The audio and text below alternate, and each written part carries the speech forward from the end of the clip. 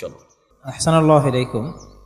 আমার পিতা মৃত্যুর সময় অতি অল্প জমি ও আবাদি জমি রেখে যায়। বোনদের কি বসত জমির অংশ দিতে হবে?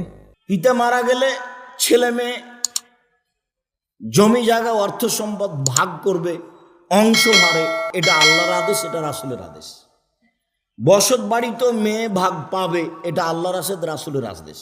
এখন ভাই বোন মিলে পরামর্শ করে, যেহেতু বোন এখানে ভিটা বাড়িতে বাড়ি করলে মানাবে না, বরং তার শ্বশুর বাড়ি আছে, ভিন্ন জায়গাতে থাকবে, এটা সবচেয়ে ভালো।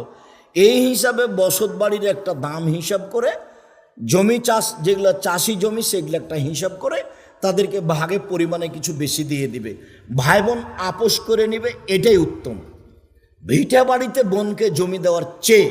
তবে বোন ভিটা বাড়িতে যেভাবে হক রাখে, চাষি জমিতে সেভাবে হক, চাষের জমিতে সেভাবে হক রাখে, চাষের জমিতে যেভাবে হক